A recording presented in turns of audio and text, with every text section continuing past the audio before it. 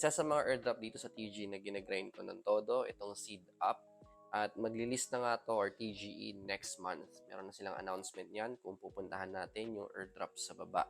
At ito na nga, November 2024, wala pang exact date kung kailan yung listing, pero at least alam na natin na next month to, no? Not unless mamove to. At ito na rin yung mga possible na pagkukuhaan ng points natin, no? So ito yung sa seed income. So ayan yung bird hunt, everyday yan mga paps, dapat lagi yung ginagawa yan, sayang yung seed na nakukuha natin, pati farming.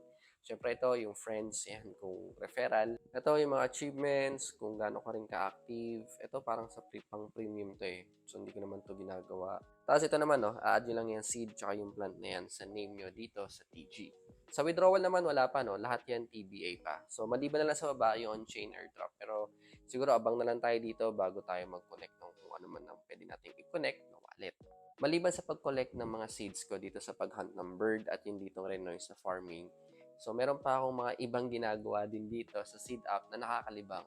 So, ano-ano ba yon? Well, i-click nyo lang tong game icon. Una na dito yung Battle Seeds. Pero ako mga paps, no, mas nahuhumaling ako laruin tong Spinner Eggs and tong Merge Bird.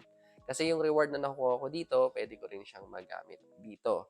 So, papaano yon? Dito sa egg spinner, so syempre kailangan natin dito ng ticket para makapag-spin ka at para makakuha ka ng ticket, kailangan mong maging active dito daily. So meron kang parang daily login, so meron kang reward ng 1 ticket and pwede ka rin mag-invite ng friends para mas makakuha ka ng mas maraming tickets. Ang reward naman dito, itong puzzle ng mga egg. So kailangan ng 5 para makapag-fusion ka ng isang buong egg. So lahat na mabubuo kong libreng eggs ay hinahatch ko para magamit ko naman dito sa Merge Bird. So yung 3 ibon na nakuha ko yun, gagamitin ko dito, i-merge ko sila para mag-level up. So ang technique lang din dito mga paps, no, para mataas yung success rate, gumamit kayo ng worm. Dito nyo ilalagay sa plus sign. Mas okay na gumamit tayo ng worm na para mataas yung success rate kasi sayang naman yung 3 ibon na yun.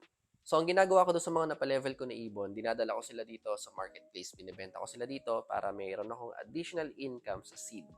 So ngayon ang tanong dito is pwede pa bang humabol sa seed up? Well, siguro pwede pa no kasi October pa lang naman at next month pa yung listing nga nito. So yun nga lang hindi na ganoon kalaki yung seed na makukuha nyo pero at least makakapag-grind pa kayo. And join na rin kayo sa amin TG community para update kayo sa mga iba pang airdrops na ginagawa namin. Okay, so yun lang muna mga paps. Thank you. Bye-bye.